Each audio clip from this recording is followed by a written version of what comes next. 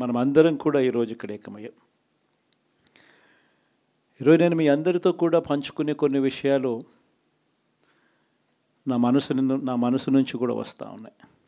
ఎప్పుడు ఊహించని విధంగా, ఎప్పుడు జరగని విధంగా, రాష్ట్రంలో ఎప్పుడు చూడని విధంగా మనలో ఏ ఒక్కరైనా కూడా తలెత్తుకొని తిరిగే విధంగానే పాలన సాగింది.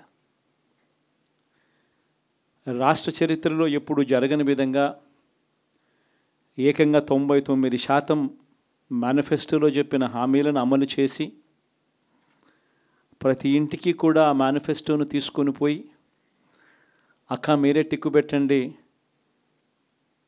ఇదిగో మా మేనిఫెస్టో, ఎన్నెన్ని జరిగాయి, ఏమేమి జరిగాయి అని మీరే టిక్కు పెట్టండి అని చెప్పి వారి చేతికే మేనిఫెస్టో ఇచ్చి వారి చేతనే టిక్కు పెట్టించి మరీ వారి ఆశీస్సులు తీసుకుంటూ ప్రతి గడప తిరిగిన పరిస్థితుల మధ్య ఈరోజు కలుస్తూ ఉన్నాం. ఇంతవరకు రాష్ట్ర చరిత్రలో ఎప్పుడూ కూడా ఒక మేనిఫెస్టోని ఇంత సీరియస్గా ఎవరు తీసుకున్న పరిస్థితులు ఎప్పుడూ లేవు. ఎన్నికలప్పుడు ఏదో పెద్ద పెద్ద బుక్కులు ప్రింట్ చేసేవాళ్ళు, పెద్ద పెద్ద మాటలు చెప్పేవాళ్ళు. ఎన్నికలు అయిపోయిన తర్వాత మేనిఫెస్టోలు చెత్తబుట్టలో పడేసే పరిస్థితి. మొట్టమొదటిసారిగా రాష్ట్ర చరిత్రలో ఎప్పుడు జరగని విధంగా ఒక ముఖ్యమంత్రి కార్యాలయానికి వస్తే మేనిఫెస్టో కనిపిస్తుంది. కలెక్టర్ కార్యాలయంలోకి వెళ్తే అక్కడ కలెక్టర్ కార్యాలయంలో మేనిఫెస్టో కనిపిస్తుంది. ఏ డిపార్ట్మెంట్కి వెళ్ళినా కూడా ఆ డిపార్ట్మెంట్లలో హెచ్ఓడీలు కానీ, సెక్రటరీలు కానీ ఎక్కడికి వెళ్ళినా కూడా వాళ్ళ కార్యాలయాలలో మన మేనిఫెస్టో కనిపిస్తుంది. ప్రతి డిపార్ట్మెంట్కు, ప్రతి కలెక్టర్కు ఈ మేనిఫెస్టో పెట్టి, ఇదే మన ఎజెండా, ఈ ఎజెండా ఆధారంగానే పాలన సాగుతుంది అని వారందరినీ కూడా మొట్టమొదటి రోజు నుంచి కూడా సమాయత్తం చేసి ఏకంగా 99% హామీలను అమలు చేసి గర్వంగా, సగర్వంగా తలెత్తుకొని మళ్ళీ ప్రజల దగ్గరికి వెళ్ళి ఓట్లు అడిగే పరిస్థితులకి మొట్టమొదటిసారిగా ప్రభుత్వం అడుగులు వేసింది ఈ మన 5 సంవత్సరాల కాలంలోనే. నిజంగా ఇది జరిగినప్పుడు, చూసినప్పుడు నిజంగా ఆశ్చర్యం అనిపిస్తుంది. ఎప్పుడు చూడని విధంగా ఏకంగా 2,70,000 కోట్ల రూపాయలు, ఎప్పుడు జరగలేదు ఇది. ఏ పథకం ఎప్పుడు ఇస్తామో, ఏ నెలలో ఇస్తామో ఏకంగా క్యాలెండర్ ముందే ప్రకటించి, ఆ సంవత్సరానికి సంబంధించిన క్యాలెండర్ ముందే ప్రకటించి, ఆ నెల వచ్చేసరికి ఆ బటన్ నొక్కడం,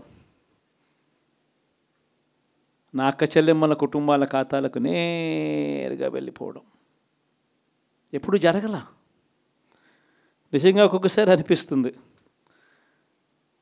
ఏమయ్యాయి ఆ ప్రేమలు, ఏమయ్యాయి ఆ ఆప్యాయతలు అని ఒక్కొక్కసారి అనిపిస్తుంది. 66 లక్షల మంది పెన్షన్లు తీసుకుంటా ఉన్న అవ్వాతాతలు, మనం అధికారంలోకి రాకమునుపు పెన్షన్ కేవలం 1000 రూపాయలు, ఎన్నికలకి 2 నెలల ముందు వరకు కేవలం 1000 రూపాయలు. మనం ఏకంగా దాన్ని 3,000 రూపాయలకు పెంచుకుంటూ పోయాం. అప్పట్లో 39 లక్షలు మాత్రమే పెన్షన్దారులు, 66 లక్షలకు పెంచుకుంటూ పోయాం. ఏ ఒక్కరిని కూడా పక్కన పెట్టండి అనే మాట నోట్లో నుంచి రాలేదు. ఏకంగా 66 లక్షల మందికి ఇంటి వద్దకే మొట్టమొదటిసారిగా ఇంటి వద్దకే వెళ్ళి వాళ్ళ బాధలు తెలిసిన వ్యక్తులుగా వాళ్ళ చేతికి అందించి వాళ్ళ ఆశీస్సులు తీసుకున్నాం. మరి ఏమయ్యాయి ఆ 66 లక్షల మంది అవ్వాతాతలు, ఆ వికలాంగులు, ఆ వితంతువులు, అక్క చెల్లెమ్మలు, వారి ఆప్యాయతలు, ప్రేమలు ఎప్పుడు జరగని విధంగా 54 లక్షల మంది తల్లులకు కేవలం మీ పిల్లలకు బడులకు పంపించండి చాలు, మీ పిల్లలు గొప్పగా చదవాలి, మీ పిల్లలకు మంచి భవిష్యత్తు ఉండాలి అని 54 లక్షల మంది అమ్మలకు అమ్మఒడి మరి ఏమయ్యాయి వాళ్ళ ప్రేమలు, వాళ్ళ ఆప్యాయతలు? ఏకంగా 53,58,000 మంది రైతన్నలకు ఇంతకుముందు ఎప్పుడూ జరగల. పెట్టుబడి సమయం వచ్చేసరికి రైతన్నలకు పెట్టుబడి సహాయంగా రైతు భరోసా ఇచ్చే కార్యక్రమం. ఎప్పుడూ చూడని విప్లవాత్మక మార్పులు వ్యవసాయ రంగంలో. మరి ఏమయ్యాయి వారి ప్రేమలు, వారి ఆప్యాయతలు అంటే అది తెలియదు. ఏకంగా 1,05,00,000 మంది అక్క చెల్లెమ్మలకు 0 వడ్డీ క్రమం తప్పకుండా ప్రతి సంవత్సరం వారికి అండగా నిలబడుతూ చేశాం. ఏకంగా 79,00,000 మంది అక్క చెల్లెమ్మలకు పూర్తిగా అప్పులతో కుదేలైపోయిన పరిస్థితుల్లో అండగా నిలబడుతూ ఆసరా అనే కార్యక్రమంతో అండగా తోడుగా నిలబడ్డాం. మరి ఏమయ్యాయి వారి ప్రేమలు, ఆప్యాయతలు అంటే తెలియదు. 27 లక్షల అక్క చెల్లెమ్మలకు చేయూత క్రమం తప్పకుండా ఇచ్చాం. ప్రతి సంవత్సరం 30 లక్షల మంది పిల్లలకు మంచి జరిగిస్తూ ఆ తల్లులకే విద్యా దీవెన, వసతి దీవెన. ఏకంగా 31 లక్షల అక్క చెల్లెమ్మలకు ఇళ్ల పట్టాలు. మరి ఏమయ్యాయి వారి ప్రేమలు, ఆప్యాయతలు అంటే తెలియదు. 22 లక్షల ఇళ్ళు గతంలో ఎప్పుడు చూడని విధంగా 3,60,000 మంది నా అక్క చెల్లెమ్మలకు కాపు నేస్తం, 4,96,000 మందికి ఈబీసీ నేస్తం నా అక్క చెల్లెమ్మలకు, 82,000 మందికి నేతన్న నేస్తం, 2,76,000 మందికి వాహనమిత్ర, 16 లక్షల మందికి తోడు అనే కార్యక్రమంతో ఆదుకోవడం, 3,38,000 మందికి చేదోడు, 1,10,000 మందికి పైగా మత్స్యకార భరోసా. ఎక్కడ ఎవ్వరికి కూడా క్రమం తప్పకుండా కోవిడ్ సమస్యలున్న సాకులు చూపలేదు. మంచి చేశాం.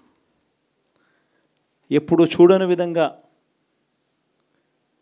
ఎప్పుడు జరగని విధంగా పేదవాడు అనేవాడిని పేదరికం నుంచి బయటికి పర్మనెంట్గా తీసుకొచ్చే దానికోసం అడుగులు పడ్డాయి. అది జరగాలి అని అంటే క్వాలిటీ చదువుల వల్లే జరుగుతాయి అని చెప్పి మొత్తం విద్యారంగాన్ని మార్చాం. 3వ తరగతి పిల్లాడికి టోఫుల్ క్లాసులు, టోఫుల్ పీరియడ్, ఇంగ్లీష్ మీడియం బడులు, 6వ తరగతి నుంచే ఐఎఫ్పీలు, 8వ తరగతి పిల్లల చేతుల్లో ట్యాబులు. ఇప్పుడు చూడలేదు ఇవన్నీ, ఇప్పుడు జరగల. వైద్య రంగంలోనూ కూడా అలాంటి మార్పులే. ఏకంగా 25 లక్షల దాకా ఆరోగ్యశ్రీని విస్తరించాం.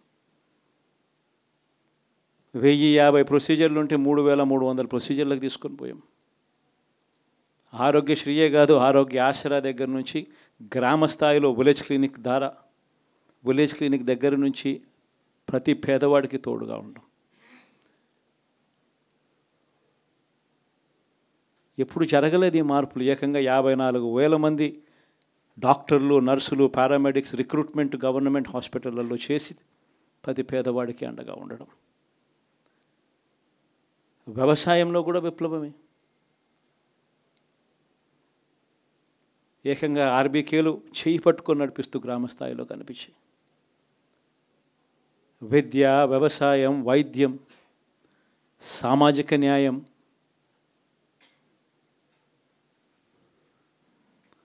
సుపరిపాలనలో ఎక్కడా కూడా తగ్గలేదు. మొట్టమొదటిసారిగా గ్రామ స్థాయిలో గ్రామ స్వరాజ్యానికి అర్థం చెప్పాం. లంచాలు, వివక్ష లేని పాలన ఇవ్వగలుగుతారా అని అంటే ఎప్పటికీ క్వశ్చన్ మార్క్గా ఉన్న పరిస్థితుల్లో లేదు, కాదు, లంచాలు, వివక్ష లేని పాలన సాధ్యమే అని చెప్పి మొట్టమొదటిసారిగా చూపించింది ఈ 5 సంవత్సరాల పాలనలోనే. ప్రతి పథకము డోర్ డెలివరీ చేసాం. ఇంటి వద్దకే పాలన అన్నదానికి అర్థం తీసుకొచ్చాం. మహిళా సాధికారతకు ఈ మాదిరిగా చేయగలుగుతాము అని చెప్పి అర్థం చూపించాం. ఇవన్నీ సంస్కరణలు. ఏ అక్క చెల్లెమ్మ బయటికి వెళ్ళినా కూడా ధైర్యంగా పోయే పరిస్థితి. ఫోన్లో దిశ యాప్ ఇలా 5 సార్లు ఊపితే చాలు 10 నిమిషాల్లో పోలీస్ వచ్చి అక్క ఏమైంది అనే పరిస్థితి. గ్రామంలోనే మహిళా పోలీస్. ఎప్పుడు చూడలేదు ఇవన్నీ. మరి ఇలాంటి గొప్ప మార్పులు, సంస్కరణలు ఇన్ని జరిగాక ఎప్పుడు చూడని పాలన ఈ మాదిరిగా ఇచ్చిన తర్వాత మరి ఎందుకు ఈ మాదిరిగా రిజల్ట్స్ వచ్చాయి? కనీసం ఇవేవి చేయకపోయినంటే సరేలే ఇవన్నీ చేయలేదు కాబట్టి ప్రతిపక్షంలో కూర్చుంటున్నాము అనే దానికి అర్థం ఉండేది, ఇంత బాధ కూడా ఉండేది కాదు. కానీ ఇన్ని చేసిన తర్వాత, ఎప్పుడు చూడని మార్పులు తీసుకొచ్చిన తర్వాత ఇటువంటి రిజల్ట్ చూసినప్పుడు నిజంగా బాధ అనిపిస్తుంది. ఇంత జరిగిన తర్వాత కూడా ఏకంగా 40% ఓటు షేర్తో ఈరోజు ప్రతిపక్షంలో ఉన్నాం. ఇంత జరిగిన పిమ్మట కూడా ఈ రోజుకి కూడా మనం చేసిన మంచి ఎక్కడికి పోలేదు. మనం చేసిన మంచి ఈ రోజుకి కూడా ప్రతి గడపలోనూ కనిపిస్తుంది, ప్రతి కుటుంబానికి తెలుసు.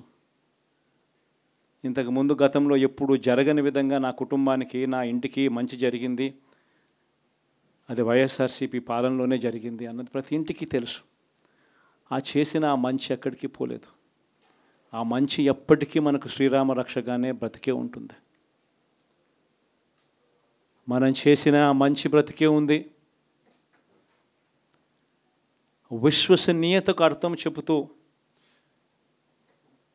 జగన్ ఏదైనా చెప్పాడు అని అంటే మాట తప్పడు, మాట మీద నిలబడతాడు, మాట తప్పని పాలనే తాను ఇచ్చాడు అన్న విశ్వసనీయతకు అర్థం చెబుతూ మనం అందించిన పాలన కూడా ప్రజలు మర్చిపోరు. ఈరోజు కూడా ఈరోజు ప్రతిపక్షంలో ఉన్నా కూడా నేను చెప్తా ఉన్నా, గర్వంగా కూడా చెప్తా ఉన్నా, ఈరోజుకి కూడా జగన్ అబద్ధాలు ఆడడు, జగన్ మోసం చేయడు. మళ్ళీ చంద్రబాబు చెప్పిన మాదిరిగానే అంతకన్నా ఎక్కువ అబద్ధాలు మనం చెప్పుంటే బాగుండేదేమో, ఆ 10% మనతోనే నిలిచి ఉండేవాళ్ళేమో, అలా చేసి ఉంటే బాగుండేదేమో అని చెప్పి కూడా చాలామంది కనిపించవచ్చు కూడా. మరీ జగన్ ముక్కుసూటి మనిషి, మరీ జగన్ రాజకీయాలలో మరీ నిజాయితీగా ఉంటాడు, ఇంత నిజాయితీగా ఉండడం కరెక్ట్ కాదేమో అని. కానీ ఒకటే చెప్తా ఉన్నా, ఓడిపోయిన పర్వాలా, అధికారం కోసం అబద్ధాలు చెప్పడం, అధికారం కోసం మోసం చేయడం ధర్మం కాదనే, న్యాయం కాదనే జగన్ ఎప్పుడు నమ్ముతాడు. 2014లో కూడా ఇదే నమ్మాను. సాధ్యం కానిది సాధ్యం కాదు అని నేను చెప్పాను. చంద్రబాబు నాయుడు ఏమో వ్యవసాయ రుణాలు మాఫీ దగ్గర నుంచి అన్నీ కూడా చేస్తానని చెప్పి, ఆ తర్వాత మళ్ళీ 2019 వచ్చేసరికి చేయక ప్రజలు రెట్టించిన ఉత్సాహంతో మళ్ళీ మనల్ని తీసుకొచ్చారు.